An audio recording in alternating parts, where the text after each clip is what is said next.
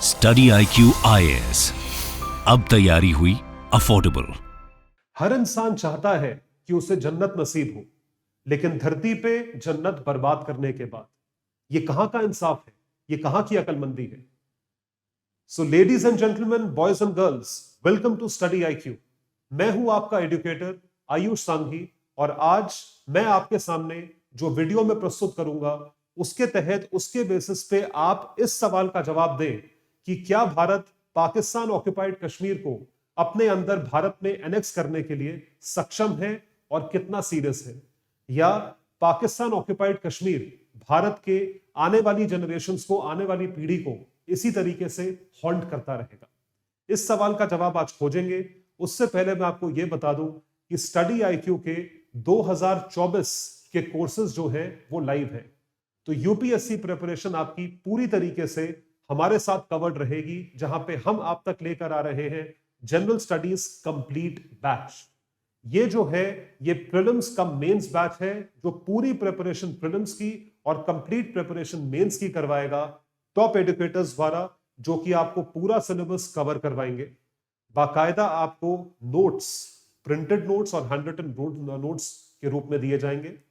उसी के साथ साथ आपको लाइव डाउट क्लियरिंग सेशंस और मेंटरशिप सर्विसेज भी अवेलेबल है। और ये सारी की सारी चीजें अवेलेबल है सिर्फ और सिर्फ 24,499 रुपए में, 24,499। So guys, this is a huge opportunity for each one of you to subscribe to the courses on studiiq.com। एक और इसके साथ खुशखबरी है कि अगर आप मेरा कोड यूज करते हैं जो कि है सांघी लाइव, तो आपको इसी कॉस्ट में डिस्काउंट मिलेगा और यही कोर्स आपको 19,000 रुपए का अवेलेबल होगा। The same course would be available to you at a price of 19,000। My code is Sanghi live. I repeat, my code is Sanghi live. So let's come to the topic now and let's discuss what is the narrative built in Kashmir. तो कश्मीर में क्या narrative build हो रखा है, तो एक crude diagram से आपको समझाते हैं। बाद में मैं इस चीज को जो है ग्राफिक एनिमेटेड फॉर्म में भी आपको बताऊंगा। तो धरती पे जन्नत, जिसे हम कश्मीर के नाम से जानते हैं, वो बिल्कुल भारत का एक अटूट हिस्सा है। लेकिन जन्नत पाना इतना आसान नहीं है, जिस वजह से जन्नत को लेकर उस पर बहुत सारे डिस्प्यूट्स हैं, उस पर बहुत सारी लड़ाई है। तो थोड़ा सा हिस्सा उसका जो है वो पाकिस्तान के पास है, उसकी ऑक्यूपेशन में है। तो इसी चीज को लेकर जो हमारा नैरेटिव बिल्ड हुआ और कई सारी जंगें लड़ी गई, वो सिर्फ और सिर्फ इन चीजों को लेकर ही लड़ी गई कि कश्मीर किसका, who has the administration over Kashmir और जम्मू एंड कश्मीर। तो इसके लिए आपको थोड़ा हिस्टोरिकल बैकग्राउंड में बताऊंगा, और उसी के साथ साथ हम ये डिस्कस करेंगे कि कश्मीर है क्या और डिस्प्यूट है क्या। तो कुछ ऐसे फैक्ट्स जो बिल्कुल नए फैक्ट्स होंगे, शायद आपने पहले नहीं सुने होंगे, लेकिन आपको बहुत दिलचस्प लगेंगे। तो आइए देखते हैं, what is Kashmir divided into. Kashmir is divided into two parts, और ये जो कश्मीर की मैं बात कर रहा हूं, ये वो पार्ट ऑफ कश्मीर है जो कि भारत के एडमिनिस्ट्रेटिव एरिया के बाहर है। हमारे एडमिनिस्ट्रेटिव एरिया के अंदर जो है उसको हम बोलते हैं Jammu and Kashmir. I repeat, Jammu and Kashmir, जो कि भारत का एक अटूट हिस्सा है। उसके सिवा जो पोर्शन पाकिस्तान में आता है, वो पोर्शन जिसको आप और हम POK के नाम से जानते हैं, वो असल में दो हिस्से हैं। They are two parts. जो पहला पार्ट है वो आप सही जानते हैं, पाकिस्तान ऑक्युपाइड कश्मीर, जिसे पाकिस्तान आजाद जम्मू एंड कश्मीर कहता है, दैट इज आजाद JNK। और जो दूसरा हिस्सा है that is GB region, that is called as Gilgit Baltistan region. इन दो रीजन्स में पूरा का पूरा कश्मीर ऑक्यूपेशन, जो कि पाकिस्तान के तहत आता है, वो डिवाइडेड है। इस टोटलिटी की लड़ाई है, आई रिपीट, इस टोटलिटी की लड़ाई है। तो ये इंपॉर्टेंट डिस्कोर्स शुरू कब से हुआ? जब से भारत सरकार ने आर्टिकल 370 को रिपील करा। और हाल ही में शौर्य दिवस के दिन हमारे रक्षा मंत्री राजनाथ सिंह ने यह क्लेम करा कि अब जो है जम्मू एंड कश्मीर पे बात नहीं होगी, अब बात होगी तो गिलगिट बाल्टिस्तान पे होगी, बात होगी तो पाकिस्तान ऑक्युपाइड कश्मीर पे बात होगी, बात हमारे रीजन पे नहीं होगी, बात उनके रीजन पे होगी। Hence, the region which is there with under the administration of Pakistan, जितना रीजन पाकिस्तान के एडमिनिस्ट्रेशन में आता है उसको भारत अंतरराष्ट्रीय स्तर पे इलीगली ऑक्युपाइड टेरिटरी मानता है। आई रिपीट, उसको भारत इलीगली ऑक्युपाइड टेरिटरी मानता है। आइए देखते हैं। So when we talk about the illegally occupied territory, आप जो देख सकते हैं वो आपके बिल्कुल सामने है। एलओसी के वेस्ट साइड पे ये एलओसी है। सो एलओसी के वेस्ट साइड पे जीबी रीजन है, this is the first point, और उसके साथ साथ पाकिस्तान ऑक्युपाइड कश्मीर रीजन है, this is the second region. ये टोटालिटी में पाकिस्तान के तहत एक इलीगली ऑक्युपाइड टेरिटरी है जो कि भारत का एक अटूट हिस्सा है। तो this on an international stage, एक अंतरराष्ट्रीय स्तर पे भारत का हिस्सा है और भारत इसे पाकिस्तान के द्वारा एक गैर कानूनी टेरिटरी मानता है जो कि घुसपैठियों ने ऑक्युपाई करी हुई है। I repeat, it has been occupied by illegal immigrants. Pakistan occupied Kashmir as well as Gilgit-Baltistan region. तो अब जो है डिस्कोर्स इस पे शुरू होगा, ना कि हमारे जनरल रीजन्स पे होगा। इसी के साथ साथ आपको थोड़ी सी ट्रिविया देता हूं। ये जो पोर्शन आप देख रहे हैं आक्साई चिन्ह का, ये डिवाइडेड है LAC, line of actual control को लेके। ये लाइन ऑफ एक्चुअल कंट्रोल के ईस्टर्न साइड पे पड़ता है और ये इलीगली ऑक्युपाई करा हुआ है चाइना ने। This has been illegally occupied by China. तो ये दो रीजन्स हैं जिसके बारे में भारत सीरियस है और बात जो है वो पीओके पे शुरू हो चुकी है कि किस तरीके से पीओके को भारत में एनेक्स करा जाए और हम इस चीज को लेके क्या एफर्ट्स कर रहे हैं। तो आइए देखें, आजाद जम्मू एंड कश्मीर पाकिस्तान में जो है वो अटैच है western part of Indian Kashmir से। बिल्कुल सही बात है, ये वेस्टर्न पार्ट ऑफ कश्मीर से, जम्मू एंड कश्मीर से अटैच है, इसको पाकिस्तान ऑक्युपाइड कश्मीर कहते हैं। और नॉर्दर्न पार्ट में क्या है, गिलगिट बाल्टिस्तान रीजन है। ये दो रीजन्स हैं जिसके बेसिस पे सारी की सारी लड़ाई जो है वो चल रही है। तो थोड़ा सा इसके डिटेल में जाएंगे और जम्मू एंड कश्मीर का एक्सेशन भारत में कब हुआ ये चीज जानेंगे। This is what we will understand. तो आपको लेके चलते हैं इतिहास में, आपको लेके चलते हैं सन 47 के जमाने में। 1947 बहुत ज्यादा कश्मकश में है देश। सरदार वल्लभ भाई पटेल क्या सोच रहे हैं कि किस तरीके से प्रिंसली स्टेट्स को भारत का पार्ट बनाया जाए। जवाहरलाल नेहरू क्या सोच रहे हैं कि कॉन्स्टिट्यूंट असेंबली के तहत किस तरीके से कॉन्स्टिट्यूशन बनाया जाए। नेशन बिल्डिंग की तरफ एक मुहिम चले, एक ऑब्जेक्टिव चले, लेकिन वो कैसे चलेगा जब भारत ही पूरी तरीके से इंटीग्रेटेड नहीं है। तो आप कैसे नेशन बिल्ड करोगे जब नेशन ही नहीं है। तो नेशन के दो हिस्से थे, एक था इंडिया, इंडियन टेरिटरी, दूसरा था प्रिंसली स्टेट्स। प्रिंसली स्टेट्स जो कि प्रिंस एडमिनिस्टर करते थे और बाकी भारत को ब्रिटिशर्स एडमिनिस्टर करते थे। तो प्रिंसली स्टेट्स को भारत में एनेक्स करने के लिए जो रिस्पॉन्सिबिलिटी थी वो सरदार वल्लभ भाई पटेल की थी, और उसमें से जो सिर्फ और सिर्फ एक स्टेट की रिस्पॉन्सिबिलिटी जो नेहरू जी को दी गई थी वो जम्मू एंड कश्मीर की थी। तो जम्मू एंड कश्मीर को भारत का पार्ट बनाना था, और जम्मू एंड कश्मीर जो है वो किसके ऑक्यूपेशन में आता था, महाराजा हरि सिंह के ऑक्यूपेशन में आता था।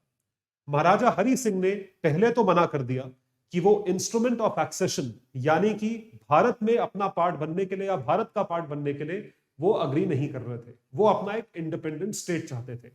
लेकिन जब उन्होंने देखा कि उनके ऊपर पाकिस्तान प्रेशर बना रहा है by power, by muscle power, दोनों चीजें, बाय पॉलिटिकल पावर, राजनीतिक पावर, और दूसरा है मसल पावर, दम दिखाना, वॉर करना, आर्मी भेजना।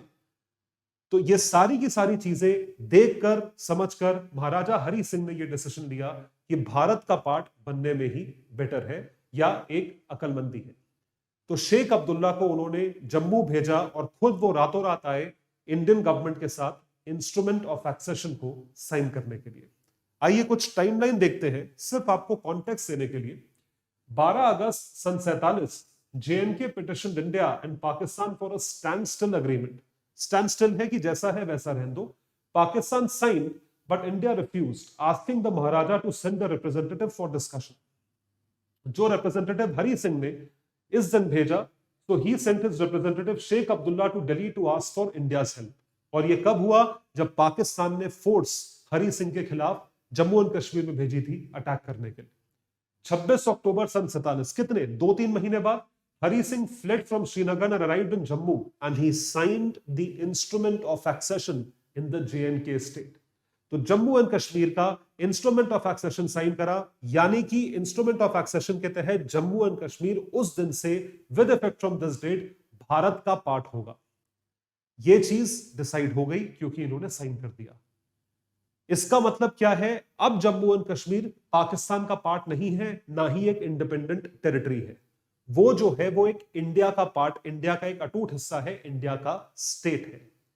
इस चीज से कभी भी पाकिस्तान ने अग्री नहीं करा। Pakistan never agreed to this, and this is something that troubled India and is still haunting both the countries, और I would particularly say India. लेकिन अब इंडिया डरने वाला नहीं है। So Kashmir accedes to India, this is what happened, and this is the Hindustan Times of the then date 25th of October 1947। तो ये तब का है।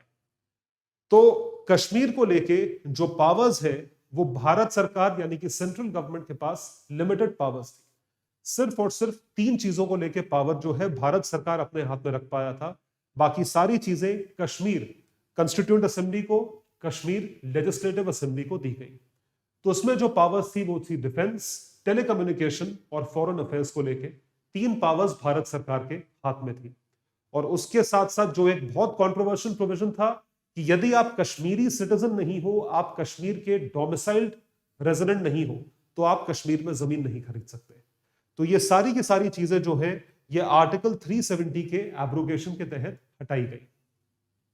तो आर्टिकल 370 का एब्रोगेशन हुआ अगस्त 5, 2019 को, यानी कि 3 साल हो गए। और अब 3 साल बाद जम्मू एंड कश्मीर में मैं आपको यह बता दूं 15,000 करोड़ से ऊपर का इन्वेस्टमेंट ऑलरेडी आ चुका है। इसका मतलब Jammu and Kashmir is also trading the path of development. अब वहां पे उस तरह का कर्फ्यू नहीं है, टूरिज्म सबसे बड़ा है, होटल इंडस्ट्री वहां पे फ्लरिश कर रही है पूरी तरीके से, फिल्मों की शूटिंग हो रही है, कॉलेजेस बन रहे हैं और इन्वेस्टमेंट कहीं ना कहीं तो लग रहा है, चाहे वो हाईवेज बन रहा हो, इंफ्रास्ट्रक्चर बन रहा हो, मूवमेंट की चीजें बन रही हो। That is something that matters, which is highly important, बहुत जरूरी है। So Rajnath vows to reach Gilgit Baltistan. तो अब जो है जम्मू एंड कश्मीर के ऊपर की बात हो रही है, अब नीचे की बात गई। जो हमारा है वो तो है, जो तुमने जबरदस्ती छीन के रखा हुआ है वो हम वापस लेंगे। Where is this place that is illegally occupied by Pakistan, ऐसा हमारे रक्षा मंत्री कह रहे हैं। ये दम दिखाता है, इंटरनेशनल स्केल पे ये कहने के लिए बहुत हिम्मत चाहिए, जो कि हिम्मत दिखाई जा रही है। इंडिया पीछे हटने वाला नहीं है, भारत जो है वो सक्षम है उसे वापस लेने में, और आपको दिखाएंगे क्या एफर्ट्स किए जा रहे हैं। तो what is the current status of Gilgit Baltistan plus PoK? आज की डेट में गिलगिट बाल्टिस्तान का और पाकिस्तान ऑक्युपाइड कश्मीर का क्या स्टेटस है, उसकी क्या स्थिति है, क्या हो रहा है वहां पे, what is happening over there, ये भी तो जानना जरूरी है। उसके बाद देखेंगे कि वहां के लोग क्या चाहते हैं, what do people want. So that is something which we will get to know through this. तो सबसे पहले जो जीबी रीजन है यानी कि गिलगिट बाल्टिस्तान रीजन है, उसके बारे में जानते हैं। पाकिस्तान बहुत सीरियस था गिलगिट बाल्टिस्तान को रीजन को लेकर, ऐसा हमें लगता था, क्योंकि पाकिस्तान के एक्शंस कुछ कुछ ऐसा दिखाते थे। लेकिन जो मैं आपको बताने जा रहा हूं उसके बेसिस पे आप ये समझेंगे कि इंटरनल पॉलिटिक्स क्या होता है। इंटरनल पॉलिटिक्स ही बहुत बड़े बड़े देशों को ले डूबता है, और ये तो पाकिस्तान है। तो क्या हुआ, 2009 में एक ऐसा ऑर्डर पास किया गया पाकिस्तानी सरकार के द्वारा, जिसके तहत गिलगिट बाल्टिस्तान एक ऐसा प्रोविंस बनेगा जिस प्रोविंस की अपनी खुद की लेजिस्लेटिव असेंबली होगी, ताकि वो अपने डिसीजंस ले सके। मतलब आपने प्रोविंस बनाया, डिसीजंस ले सके, मतलब आप एक गवर्नमेंट बना रहे हो। और गवर्नमेंट जो है वो क्या करती है, वो अपने हिसाब से गवर्न करती है। और गवर्नमेंट पहली चीज क्या क्लेम करेगी, इलेक्शन कैसे जीता जाता है, विकास, गवर्नेंस, इंप्रूवमेंट, डेवलपमेंट, ये सब चीजों के बेसिस पर इलेक्शन जीता जाता है। तो आप गिलगिट बाल्टिस्तान रीजन को डेवलप करने की बात कर रहे हो, जिससे वहां के लोग आपके अपने हो। तो ये चीज वहां पे करी गई सन 2009 में। लेकिन मजे की बात यह है कि लेजिस्लेटिव असेंबली को उतनी पावर्स ही नहीं थी, क्योंकि सेंट्रल गवर्नमेंट अपनी पावर्स कैसे छोड़ दे, दूसरे प्रोविंस को अपनी पावर कैसे दे दे। तो ये चीज दिखाती है कि किस तरीके से इंटरनल क्लैशेस थे। तो जो बिल पास करा गया, जैसा आप देख सकते हैं, Gilgit Baltistan empowerment and self governance order, इस ऑर्डर को इमरान खान सरकार ने वापस लिया, यह कहकर कि गिलगिट बाल्टिस्तान रीजन को हम खुद एडमिनिस्टर कर देंगे, जब इमरान खान वहां के प्रधानमंत्री थे। Order was repealed a year later, and in 2019, Imran Khan-led government was directed to bring governance reforms in this region. और ये रिफॉर्म्स आपको जान के खुशी होगी, आज तक नहीं हुए। मतलब जीबी रीजन का वही हालत है जो पहले थी, कोई किसी तरह का सुधार नहीं है।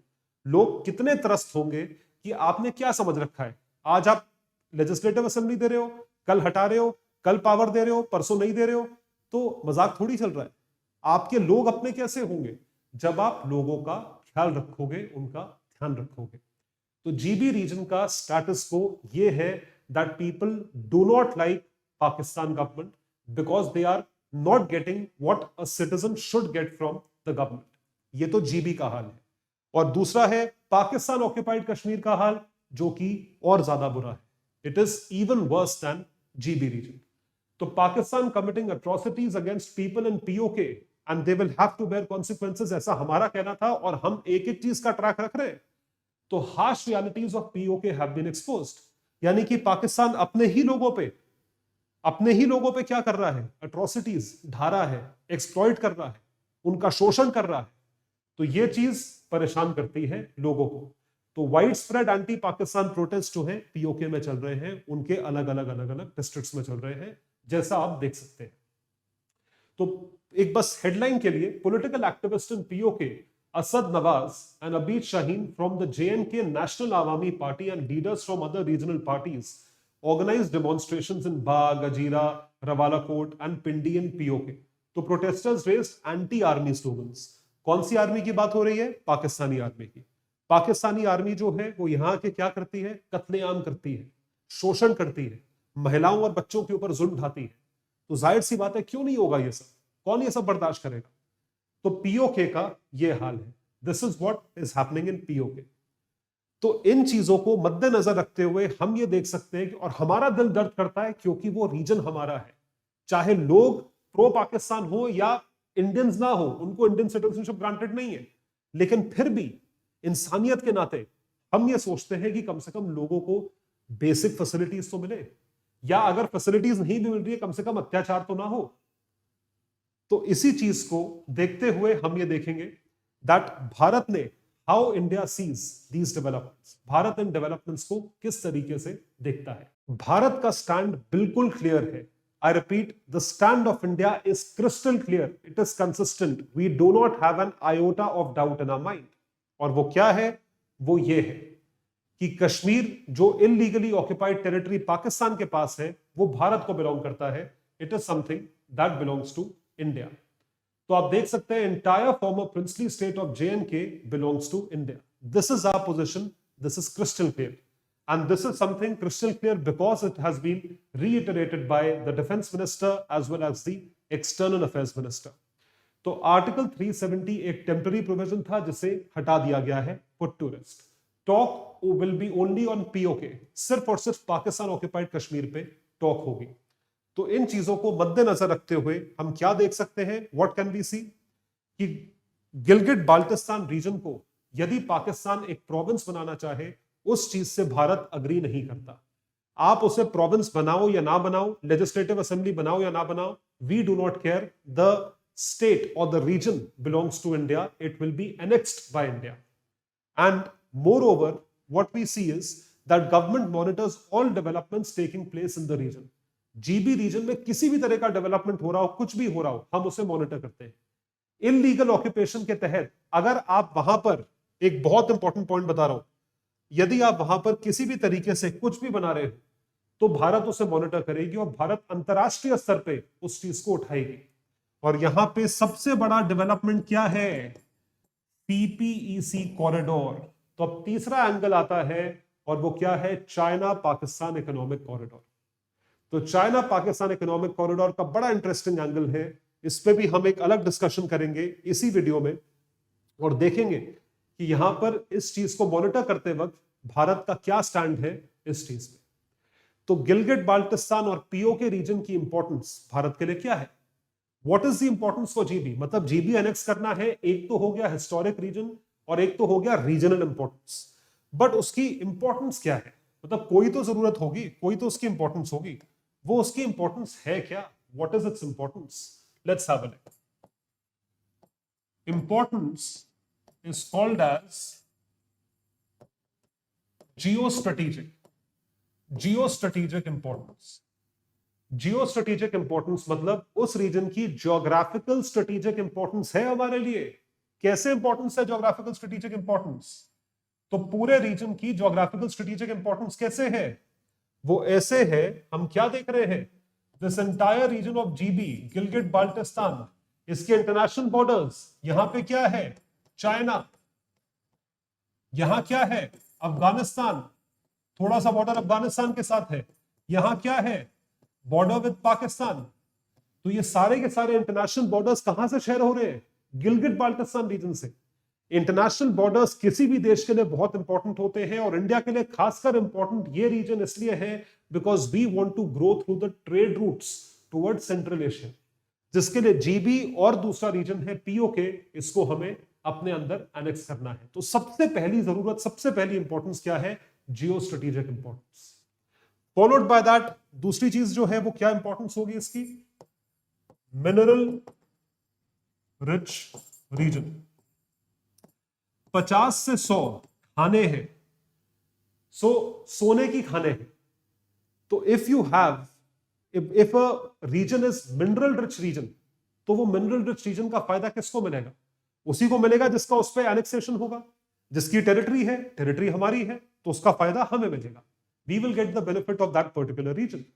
तो primarily these are the regions, these are the reasons behind annexing that entire state and it belongs to India. तो आपको अगर पूरी चीज इस तरीके से दिखाई जाए, एक मैप के थ्रू दिखाई जाए, तो आप ये देख सकते हैं गिलगिट बाल्टिस्तान रीजन को. ये जो है ये गिलगिट बाल्टिस्तान रीजन है. This is the GB region जो आप देख रहे हैं यहां पे. तो इस पूरे के पूरे रीजन में ये पूरा कश्मीर है. This is the region. तो आप देख सकते हैं चीन, आप देख सकते हैं अफगानिस्तान, आप देख सकते हैं पाकिस्तान, और obviously connectivity with Jammu and Kashmir and Ladakh यहां से है. तो इस रीजन की importance, geo strategic importance Bharat के लिए बहुत ज्यादा है. Major region. उसके बाद अगर भारत के लिए इंपॉर्टेंट है तो पाकिस्तान के लिए भी इंपॉर्टेंट होगा. तो पाकिस्तान के लिए इंपॉर्टेंट क्यों है यह जानना ज्यादा जरूरी है as compare to why is it important for India. आइए देखें.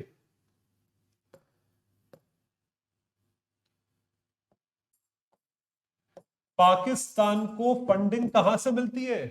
Where is Pakistan being funded from? Primarily आप बोलोगे यूएस, बिल्कुल सही बात है.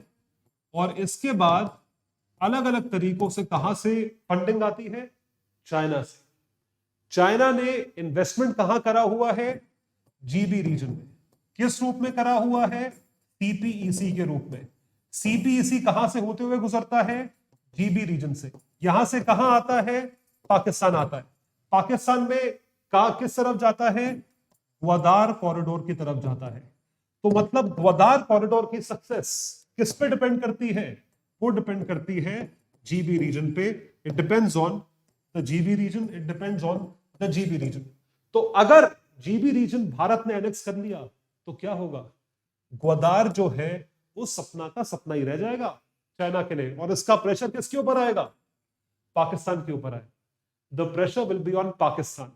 तो जीबी रीजन जो है अब वो एक ट्राइलैटरल इशू हो गया है, ट्रायम्विरेट बन गया है उसका, पाकिस्तान, चीन और भारत.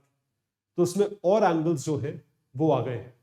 तो जैसा कि आप देख सकते हैं पूरा का पूरा रीजन जो है वो हेविली डिस्प्यूटेड है. प्राइमरी रीजन है यहां पे सीपीईसी कॉरिडोर. तो आप ये देखिए, ये आपके लिए मैंने मैप इंक्लूड करा हुआ है. क्या कहता है ये map? What does this map state? ये चीन का जिंजियांग प्रोविंस है, इसको जिंजियांग प्रोविंस कहा जाता है. तो ये गिलगिट बाल्टिस्तान रीजन है, ये कश्मीर है, दिस इज कश्मीर. तो यहां से शुरू होता है पास, it starts, it enters Pakistan. ये एंटर होते होते पंजाब प्रोविंस ऑफ पाकिस्तान, ठीक है, मुल्तान प्रोविंस, सिंध प्रोविंस से होते हुए कहां तक जाता है? ग्वादार कॉरिडोर तक जाता है. तो ग्वादार कॉरिडोर की सक्सेस किस पे डिपेंड करती है?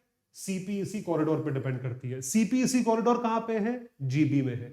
और जीबी की तरफ कौन देख रहा है? भारत देख रहा है, चाइना डरा हुआ है, पाकिस्तान तो बेचारा कुछ बोल ही नहीं पा रहा है। समझे? तो उससे हुआ क्या? What happened? चीन की जो इकोनॉमी है और उसका ट्रेड है वो किस पे डिपेंडेंट है? ग्वादार कॉरिडोर की सक्सेस पे डिपेंडेंट है। क्योंकि ग्वादार कॉरिडोर से लिंकेज कहां है? ईरान की तरफ है, इराक की तरफ है, यानी कि मिडिल ईस्ट की तरफ है। मिडिल ईस्ट से कनेक्टिविटी है तो सेंट्रल एशिया में कनेक्टिविटी है। किस तरफ कनेक्टिविटी है? Eastern Africa, Madagascar, horn of Africa, Ethiopia, Egypt, इसकी तरफ कनेक्टिविटी है। Straight of Hormuz, Kuwait, Oman, Saudi Arabia, इसकी तरफ कनेक्टिविटी है। आप अगर अरेबियन सी, इसके नीचे अरेबियन सी है, अरेबियन सी से आप चाइना पहुंचते हो तो 2500 किलोमीटर दूर है। पैसिफिक ओशन से अगर आप पहुंचते हो तो 4500 किलोमीटर दूर है। तो अगर यूएस के साथ ट्रेड होता है तो आपको 4500 किलोमीटर का शेयर करना पड़ेगा, सफर तय करना पड़ेगा। और यदि आप अरेबियन सी के थ्रू आते हो तो सिर्फ और सिर्फ 2500 किलोमीटर का सफर तय करना पड़ेगा।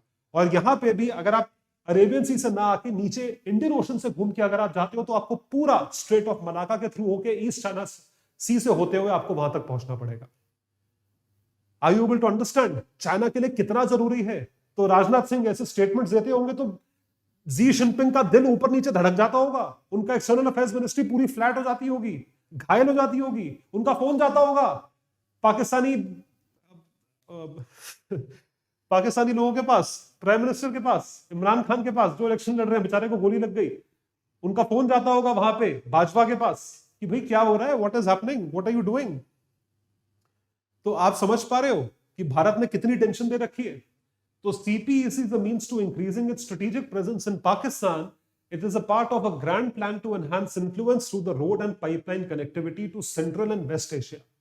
और ये सारे के सपने ही रह जाएंगे अगर भारत ने अपना जो है असली रंग उस तरीके से दिखाया जहां पे हम एनेक्स करना चाहते हैं। और हम कुछ गलत नहीं कर रहे, हम बिल्कुल सही कर रहे हैं। तो पाकिस्तान के लिए significance is that it hopes to get out of the economic distress that is through this much needed infrastructural activity that the CPEC promises. CPEC अगर बनाया जा रहा है, चीन पैसा लगा रहा है, तो एम्प्लॉय कौन हो रहा है? पाकिस्तानी लेबर एम्प्लॉय हो रही है, पाकिस्तान की जीडीपी में बढ़ोतरी हो रही है, पाकिस्तान की नेशनल इनकम बढ़ रही है, which is highly important. और Gwadar overlooking the Gulf of Oman as an alternative to the Iranian port, इसका भी फायदा चीन को मिलेगा, इसलिए चीन इतना डरा हुआ है। तो अब एक नया एंगल एक्सप्लोर करते हैं जो कि पाकिस्तान और पीओके रीजन के लिए इंपॉर्टेंट है। और वो एंगल क्या है? How CPEC will affect India. अब सीपीईसी भारत को अफेक्ट करता है, लेकिन पाकिस्तान के कॉन्टेक्स्ट में कैसे अफेक्ट करता है, ये जानने वाली चीज है। This is what we have to understand. तो ये भारत के कॉन्टेक्स्ट में ऐसे अफेक्ट करता है कि पूरा का पूरा सीपीईसी जो है वो जीबी कॉरिडोर से होते हुए निकलता है। तो उसके क्या क्या एंगल्स हैं ये मैं आपको बताता हूं। बड़े इंटरेस्टिंग एंगल्स हैं और काफी इंपॉर्टेंट भी है, आप लोगों के लिए जानना जरूरी है। This is what you should know. तो क्या चीज है ये, क्या अफेक्ट करता है? This affects India's sovereignty, Bharat की सॉवरेनिटी अफेक्ट करता है। चीन जो है वो पूरी तरीके से ट्रेड रूट्स का मालिक बन जाएगा, वो ट्रेड रूट्स को कंट्रोल करने लगेगा। उसके साथ साथ चीन जो है वो OBOR इनिशिएटिव का सक्सेस सीपीईसी के सक्सेस पे है एंड वाइस वर्सा। अभी क्या है, what is all this? Bharat की सॉवरेनिटी कैसे अफेक्ट हो रही है? भाई आपने एक सड़क बनाई, चाइना ने एक सड़क बनाई जो कि सड़क पाकिस्तान से होते हुए ग्वादार कॉरिडोर तक आ रही है। So it is coming from China to Gwadar, Xinjiang to Gwadar. तो अब जाहिर सी बात है जो सड़क बनाता है वो सड़क उसकी है, और जिस जमीन पे बनाएगी वो जमीन भी उसकी है। कहां पे बन रही है? जीबी रीजन में, गिलगिट बाल्टिस्तान रीजन में। तो अगर ये रोड पूरी बन के ऑपरेशन हो जाती है और उसी तरीके से चलती है तो पूरा का पूरा GB region it is something which would be understood that this region belongs to them. Are you getting the point? Internationally recognised region हो जाएगा पाकिस्तान का ये। तो इस वजह से इंडिया की सॉवरेनिटी अफेक्ट होती है। सीपीईसी की कामयाबी इंडिया का फेलियर है। That is how India sovereignty will be affected. अब इसके एक कदम आगे आइए, वो क्या है? चाइना पूरी तरीके से अभी जो है चाइना ग्लोबल ट्रेड एक लिमिटेड बेसिस पे कंट्रोल करता है, ऑल्दो चाइना के एक्सपोर्ट्स बहुत हैं, लेकिन जो मैंने आपको अभी डिस्टेंस वाला फैक्टर बताया 2500 और 4500 किलोमीटर वाला, वो पूरा खत्म हो जाएगा। चीन जो है वो middle east, eastern part of Africa पूरा मार्केट कैप्चर कर लेगा, क्योंकि उसकी कनेक्टिविटी अरेबियन सी ग्वादार कॉरिडोर तक हो गई है, और नीचे ये अरेबियन सी है जो पास पड़ता है। अब उसको पूरा इंडियन ओशन से घूम के नहीं जाना, उसको पैसिफिक ओशन से नहीं आना, वो यहीं से सीधा आ जाएगा। तो it would be able to control the trade routes, it would be able to control the routes through OBOR also. OBOR road, जो स्ट्रिंग ऑफ पर्ल्स की थ्योरी है, जो पुरानी हिस्टोरिक थ्योरी थी, उसको चीन कंट्रोल कर रहा है। कैसे कंट्रोल कर रहा है? पूरा वो ट्रेड, चाहे वो रोड रूट हो चाहे वो सी रूट हो, उसके थ्रू ट्रेड कंट्रोल हो रहा है। It is massively being controlled by China. So in that particular case, all this would lead to weakening of India's stand with respect to GB corridor, with respect to Pakistan occupied Kashmir. तो ये सारे के सारे angles जो है, whether it is India's sovereignty, ये affect होता है, बिल्कुल सही बात है। तो इंटरनेशनली रिकॉग्नाइज पाकिस्तान टेरिटरी ना हो जाए, सीपीईसी को हम सक्सेसफुल नहीं होने देना चाहते हैं। Chinese control over trade via sea, Chinese control जो है वो कैसे है? It controls 35% of the world's oil requirements, जो पूरा वो कॉरिडोर है। तो उस कॉरिडोर की कामयाबी इतना सक्सेस से देगा। 1/3 ऑफ ऑयल सप्लाईज जो है इस रूट से कंट्रोल होते हैं, उसमें फायदा चाइना का भी होगा। हम नहीं चाह, अभी तक वो फायदा इंडिया का हो रहा था, अब चाइना का भी होने लग जाएगा। India with over 60% of its oil supplies passing through the strait mainly from Saudi Arabia, strait of Hormuz की बात हो रही है, and Iraq will be no exception. तो भारत जो है, चाइना भारत की तरफ हो जाएगा। Stronger OBOR and Chinese dominance in trade leadership, OBOR की वजह से चाइनीज डोमिनेंस जो है वो ट्रेड लीडरशिप, ट्रेड में चाइना और ऊपर आ जाएगा। ऑलरेडी मैन्युफैक्चरिंग में कितना ऊपर है। तो ये सारे के China that is more accepted and integrated with the rest of the global economy will have a better से इन द यूनाइटेड नेशंस। और ये चीज भारत की पोजीशन को वीक कर सकता है हमारी सिक्योरिटी काउंसिल की सीट मिलने में। So this is why we cannot afford this particular angle to be successful. हम नहीं चाहते कि ये एंगल कामयाब हो। So emergence of Pakistan as an outsourcing destination, ये भी चीज है जो कि चीन को कामयाब बनाती है एक अलग स्तर पे। जैसे कि आप देखें, it can help Pakistan emerge as a key destination for contract manufacturing, जो कि चाइना है और वो पाकिस्तान को भी मिल जाएगा। तो क्यों मिल जाएगा? क्योंकि उसकी कनेक्टिविटी अच्छी हो जाएगी। और कनेक्टिविटी किसने बनाई? पोर्ट किसने बनाया? चाइना ने। तो फायदा पाकिस्तान को भी मिलेगा। आप समझ पा रहे हो? So we don't want all these things to happen, and everything is correlated with CPEC corridor which passes through a region which belongs to us. तो क्या भारत अपने आप को पीओके को वापस लेने के लिए सक्षम है? और अगर है तो क्या हमने अपने आप को वहां पे पोजीशन करा? क्या हमने कुछ करा? क्या कोई इनिशिएटिव लिया? क्या कोई इनिशिएटिव लिया जा सकता है? क्या कोई अपॉर्चुनिटी है? ये हमारे आपके देखने के लिए है। यही डिबेट है, यही डिस्कोर्स है, ये नैरेटिव शुरू करना है। हमें एक कदम आगे बढ़ना है। क्या अपॉर्चुनिटी है? बिल्कुल है। पूरा POK GB region, Pakistan is a very very economically under developed region. तो अपॉर्चुनिटी जो है वो क्या है? It is a highly highly highly under developed region. Under developed है। अंडर डेवलप्ड क्यों है? उसकी इकोनॉमिक आर्थिक स्थिति जो है वो बहुत वीक है। It is hugely down trodden. तो ये एक बहुत बड़ी अपॉर्चुनिटी है। I repeat, ये एक बहुत बड़ी अपॉर्चुनिटी है। Everyone wants progress, everyone wants success. Followed by that, एक बलोचिस्तान एंगल है। पाकिस्तान के ऊपर ऑलरेडी बलोचिस्तान को लेके बहुत प्रेशर है। बलोचिस्तान के लोग भी पाकिस्तान को सपोर्ट नहीं करते, तो पीओके वाले भी सपोर्ट नहीं कर रहे। पाकिस्तान बीच में बचेगा कितना? पूरा पाकिस्तान का मैप देखिए क्या है, पंजाब, सिंध, इस तरफ बलोचिस्तान, इस तरफ पीओके, दोनों ही अलग हो जाएंगे। पाकिस्तान में बचेगा क्या? इमरान खान कहां घूमेगा? वही लाहौर, कराची, वही क्रिकेट टीम तक सीमित रहेंगे। 11 ही प्लेयर होंगे पूरे पाकिस्तान में।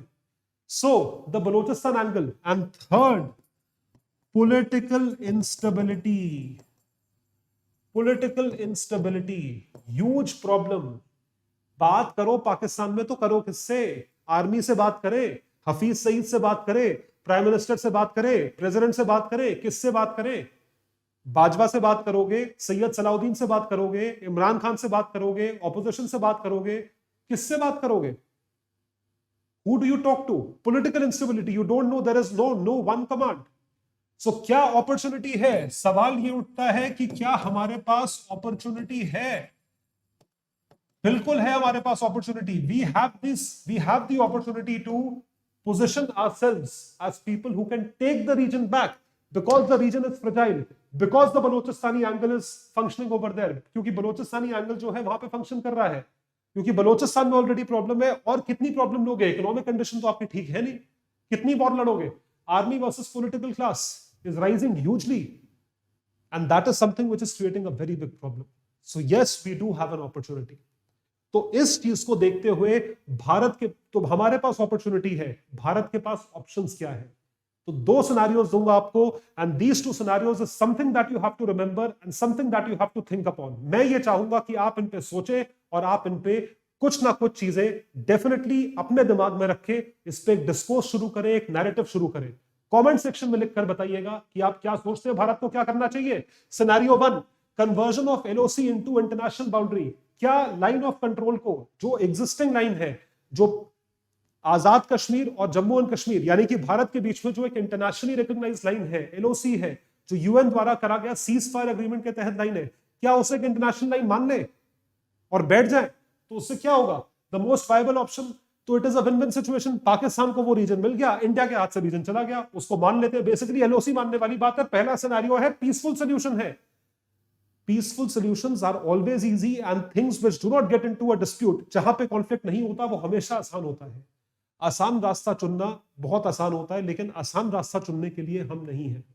हम यहाँ पे एक मुश्किल रास्ता चुनने के लिए आए हैं. जब मुश्किलों का सामना करोगे कामयाबी तब मिलेगी, चोटी तब मिलेगी. ये याद रखिएगा आप लोग यूपीएससी एस्पिरेंट से. और दूसरा सिनेरियो क्या है, यूज ऑफ फोर्स. बहुत बार ऐसा है कोलैटरल डैमेज करना पड़ता है, मिलिट्री डैमेजेस होते हैं, लेकिन क्या करें, military take over of POK. Military take over of POK जो होगा वो होगा जहां पर दो एंगल या टू फ्रंट वॉर होगा. ये टर्म याद रखिएगा. टू फ्रंट वॉर क्यों होगा, क्योंकि चाइनीज एंगल भी खुला है, पाकिस्तानी एंगल भी खुला है. So it will be a two front war and it will be with a big challenge, but India is prepared for every challenge. In either of two scenarios, success remains in the ability of India to make a model Kashmir under its territory. First, Indian Kashmir has to propel a strong sense of accomplishment for POK to unite with them. और मेरा पूरा भरोसा है हम ये चीज कर पाएंगे. तो जिस तरीके से जो एलओसी दीवार बनी हुई है, लाइन ऑफ कंट्रोल, जिस तरीके से बर्लिन वॉल को गिराया गया, वेस्ट जर्मनी और ईस्ट जर्मनी के लोग इकट्ठे हुए, उसी तरीके से एलओसी को गिराया जाए. पाकिस्तान के अंदर जो आजाद जम्मू एंड कश्मीर है, जो कि हमारी टेरिटरी है, आजाद जम्मू एंड कश्मीर, और जम्मू एंड कश्मीर यूनाइट होगा. लोग इकट्ठे मिलेंगे और एक साथ रहेंगे. इसी चीज की तरफ हमारी कोशिश रहनी चाहिए. This is something that we have to focus upon. तो बर्लिन वॉल जो है वो गिरेगी यदि एक नया कश्मीर बनेगा, जहां पे जम्मू एंड कश्मीर और आजाद जम्मू एंड कश्मीर के लोग इकट्ठे आएंगे. तो आप लिख के बताएंगे कि आप क्या सोचते हैं, भारत को क्या एक्शन लेना चाहिए. मेंस का टॉपिक था, बिना क्वेश्चन के ये पूरा नहीं होगा. तो एक मेंस ओरिएंटेड क्वेश्चन देखिए और डेफिनेटली इस क्वेश्चन के साथ अपने दिमाग में थॉट्स जो है वो राइज होने दीजिएगा, एक डिबेट शुरू होने दीजिए. Many stake holders are interested in the Gilgit Baltistan region, जैसे कि पाकिस्तान और China. In context of neighbourhood first policy, discuss the importance of this region for India. इस चीज की इंपॉर्टेंस भारत के लिए क्या है वो डिस्कस करिए. जीबी रीजन की इंपॉर्टेंस भारत के लिए क्या है. तो इस सवाल का जवाब डेफिनेटली दीजिएगा. 4-5 पॉइंट्स है उसको लिखने की कोशिश करिएगा. ये जो पीडीएफ आप देख रहे हैं ये अवेलेबल होगी मेरे टेलीग्राम हैंडल पे. The name of my Telegram handle is Ayush Sanghi's IAS Academy, and you can follow me on Instagram where you can find the MCQs that I post on a daily basis. It's always a pleasure to teach all of you. Thank you so much everyone. Bye, take care and all the best. Anmol this side. I have purchased Study IQ course and I'm really enjoying it because the features of that course include the live interactive sessions, the doubt clearing sessions, the mains answer writing sessions which are held regularly, and moreover the current affairs programs and the Gyanwani sessions which are held regularly, which are of immense knowledge and which gives us a great platform to open up ourselves. And the most prolific feature is the mentorship program, the mentors that help us solve our problems in an effective and efficient manner. I am preparing for 2023 attempt and Study IQ has proven its tagline, "Ab taiyar hai affordable." Study IQ IAS, अब तैयारी हुई affordable.